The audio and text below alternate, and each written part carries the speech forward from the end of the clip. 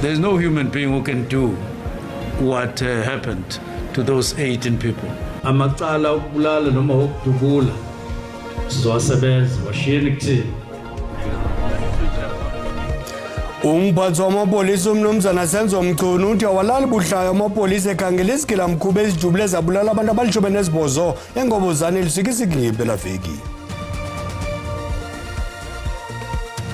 This is a call for internal criticism.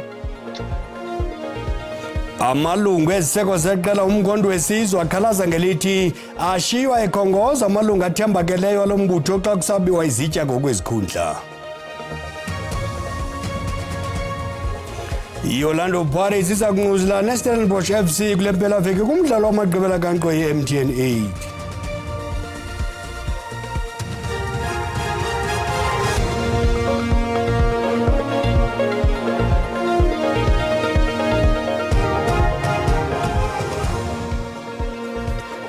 Xabisa ixesha ngokuza nexesha likuxabise njengesiqhelo ngeli xesha kwelijelo zindaba uxolo malibenani. Iziphathamandla zesebe lamapolisa zikhokelwa ngumphathiswa omnumzana Senzo Mchunu kunye nenkulu baphathiswa yaseMpuma Koloni umnumzana Oscar Mabuyane zityelele elisikisiki kulandela iziganeko sokudutyulwa kubulawa abantu abali-18 kwileli yaseNgobozane elisikisiki ngentsasi yangoMgqibelo. Umnumzana Mchunu usichaze njengesihlasimzumzimba esisithwakumbe. Kudityaniswe amacandelo ohlukeneyo onyanzeliso mthetho ukuphanda banzi ngokuphathelene nesithwakumbe sokwehlulwa kwenyama nomphefumlo kwabali-18 yaye sele kufunyenwe umntu ohlatywa ngemibuzo ngabakwantsasana noxa engekabanjwa. Abenkonzo zesipolisa abaphantsi phezulu nophando kunjalo nje baqinisekise uluntu ngengxelo ethe vetshe eza kulandela. We know who we are looking for. We do have one person of interest for questioning. It's not under arrest at this stage for questioning, but we have a direction. We know where we are going to, and we'll update the nation as we go along. Lo gama umphathiswa uSenzo Mchunu icacisele nyewe njengenobulwanyana nanjengoko umntu wenene ngenokuthabatha amanyathelo ahlasimlisa umzimba ngolhlobo. I can assure you, they are not human beings. They were not meant to live. They were not meant to be amongst us because they are no human beings. There's no human being who can do what happened to those 18 people. Kekambe umphathiswa uOscar Mabuyane unqenisisile ukuba undwendwelo bebenalo kwezintsapho ezigagene nelilifu limnyama luntama inkxaso abazimiseleyo ukuyinikeza kuzo kunjalo nje imizimba sele ithathiwe namhlanje ukusiwa kwiindawo zogcino. We processed everything from government to support. Surely we'll be supporting families who need support. Those families that they probably do it on their own. I don't think we'll force them into this arrangement, but surely we will be able to support all families. We've just made it a blanket like that. Ukanti ke kuvakaliswe ukuba inani labantu abangakazange labhubha kungeyomfazwe ke ngoko abanqevu baqalela umbhodamo baza kugagana nobungqingqwa bomthetho kwanele ngokungcungcutheka nokusitshulwa kobomi babantu ngokungazi izinto nje ezingacacilikanga kungokunje onke amasebe yanqobanisa inhloko ukuthabatha amanyathelo okuvuselela isidima nokhuseleko loluntu. Ndimlo Lilitha Ntsundwani kwiindaba ze-SABC eGauteng. Iziko elikukhala kwezokhuseleko kololiwe lithi lizimisele ukuqinisa ukhuseleko lwabakhweli nemithwalo kololiwe ukuqinisekisa uhlumo lwezoqoqosho. Suseliptsheni Bonyaka ziliqela iziganeko ezisenomngcipheko kweli candelo. Phakathi kwazo kukhala lomzila kukaloliwe phanga lapho konzakala abantu abangama-24 nesiganeko sokunquzulwano lwasuba imiphefumlo yabantwana abathandathu eMpumalanga. Le miba ishukuxwa kwinkomfi yaminyaka le yezokhuseleko lololiwe eqhubayo eStellenbosch.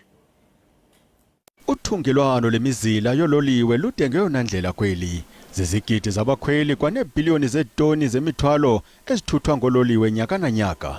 Ngoko ukhala wezokhuseleko kololiwe uthi kubalulekile uxhonywa umgangatho wezokhuseleko kololiwe. Rail is an enabler of this economic growth because people need to get to jobs for economic activity. The goods we consume need to get either to the port or from the port to the hubs in the center of the country. Zibeliqela ingozi ezibandakanya ololiwe kwezinyanga ezidlulileyo, ezinye zadlula nemiphefumulo. Konzakala abantu abayi-24 ePaarl ngethuba uloliwe ekhalala umzila logama eMpumalanga kwabhubha isithandathu sabantwana kumnqumlezo kaloliwe. Le nkomfa izinyaswe zingcali zeli nezamazwe ehlabathi ngelokuzingela izisombululo kwingxaki ezombethe elicandelo. We have speakers who reflect on their experience in rail operations in their country, and all of this is aimed at empowering the nominated managers who are in the room. Eminye yemingeni ejamelene nelicandelo kukonakaliswa kololiwe neziseko nokungagcinwa kwabo besemgangathweni. Bunconyiwe kambe buchwepheshe bufumaneka kule mihla kololiwe.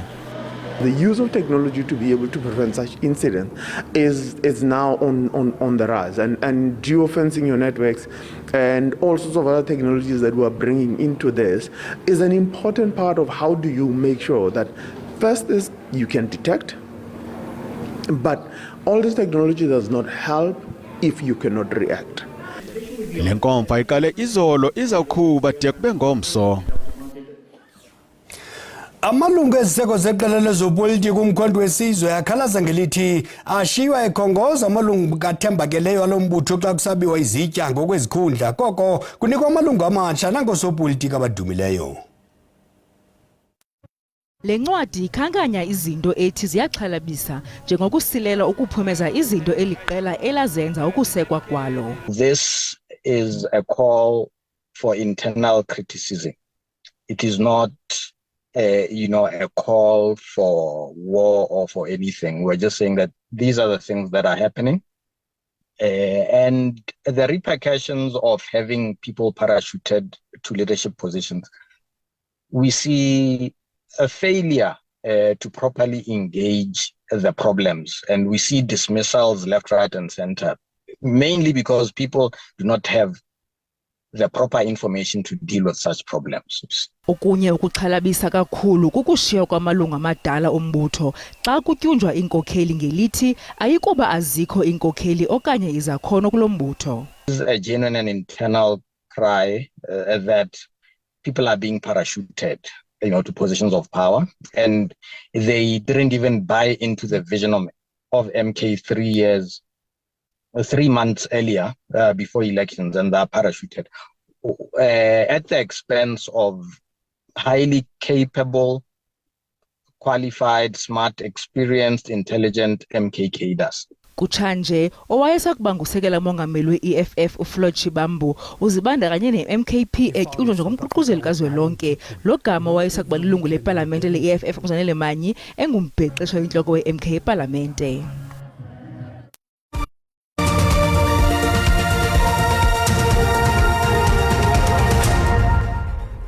Sihlabele mgamane ndaba zethu. Umasipala waseThekwini uzikhabile izitsholo zokuba inkqubo yezothutho iGo Durban ifadalele emva kokulibaziseka iminyaka elishumi. Amaqela aphikisayo kulo masipala athi afuna impendulo ngokufakwa kwemali efikelela kwiibhiliyoni ezilishumi zerandi kweli phulo zibe zingasebenzi izikhululo zebhasi zokuthutha abakhweli. Iphulo iGo Durban liseko lisebe lezothutho kuzwelonke ligxile koomasipala abambaxa beli. Ingxoxo ngokusebenza kweli phulo phakathi komasipala waseThekwini kuquka abasebenzi kwezothutho kweli phondo zaye zaxinga ukususela ngonyaka ka-2016. The main issue that we had with the latest deadlock was around the ownership of the vehicles as a city, because of obvious lessons learned around the BRTs that have been implemented. We felt strongly as a city that we need to own some of the fleet. Amaqela ezopolitiko i-Action SA kuquka i-Democratic Alliance athi eli phulo liyinkcitha mali. We have spent actually more than 8 billion, so 10 billion rand. We are getting about 1 billion grant from Department of Transport nationally. That's a money injected to the city, and we have spent so much money. Unfortunately, we have 10 stations that were finished that are sitting there white elephant. Umasipala waseThekwini yena uthi ubekele bucala izigidi zerandi ukubhatala unogada abakhusela izikhululo zebhasi nangona nje zingasebenzi. Unfortunately, with any infrastructure, it doesn't matter where you are, whether you're using it or not, you'll have to maintain. And if you don't maintain, unfortunately, the dilapidation process becomes faster. Kulindeleke eli phulo ukuba liphehlelelwe ngokusesikweni ngoJanuwari wonyaka ozayo. Asangena ngokungena amazwi ovelwano kulandela ukusweleka kobesakuba ngumsasazo ofunda indaba ngolwimi lwesibedi SABC uMfi Willie Matlawa. Usweleke ngecawe emva kwengulo emfutshane ebeminyaka yi-65 ubudala.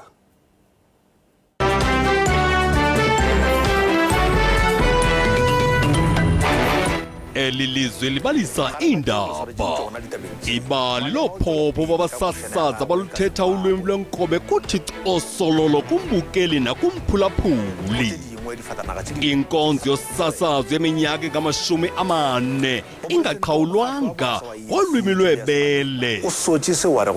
Eneneni uyile umthomkhulu bekumele ukuba uBrawili ulapha wenza umsebenzi awuthandayo oogxa bakhe SABC bashiyeke bebindekile. We have really lost a giant. I can say our library has burnt down. Brawili was a walking encyclopedia. Whatever you wanted to know about Sepedi, Brawili will just give it to you. Bunge kuthi ukuthi mdala ngokweminyaka kangohlobo befikeleleka ngalo. Sisweleke amazwi ovelwano ilahleko inkulu le ukulahlekelwa ngumuntu lolhlobo isisele senyathi. Bakhala abathuthuzeleki abo bebefunda kuye bengogxa bakhe. Brawili was a humble soul. He was always down to earth. Brawili. He was so respectful, both young and old. Isisele senyathi kulwimi lwesibedi esiphuma kwilali yakwaMasemula kwinduli zaseLimpopo esibonise ukuzithoba nokuba semsebenzini okanye ekhaya. He was a legend in the Sepedi News. I remember on the 26th of August 2022 we had an interview with him.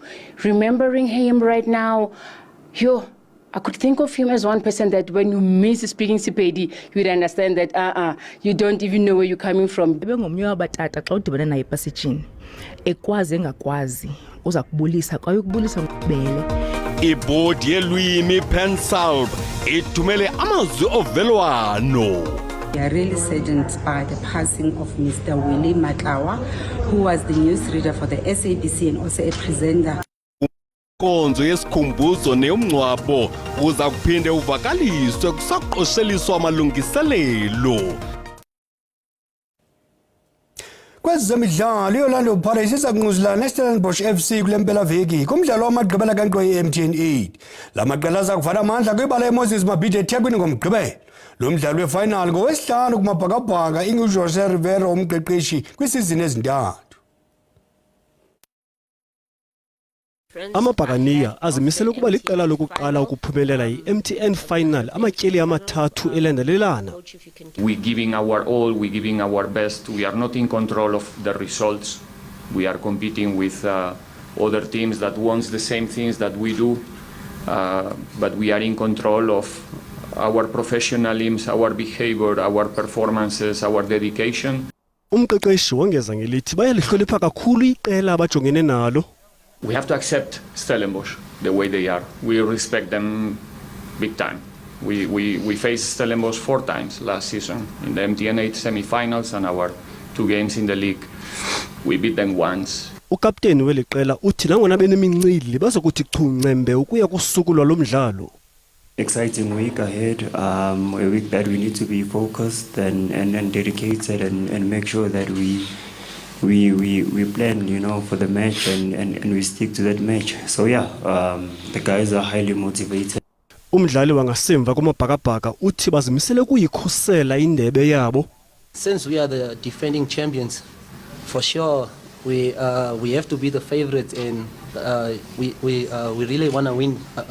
We want to defend this trophy. IOrlando Pirates ijongwe ngeliso elibukhali ukuba yenze edume ngazo ngosuku lomdlalo. Umbengo mthi uyawucima umlilo masikhokozeleza ngomso ngolwimi lelembe de kweliqelizayo khona ndini.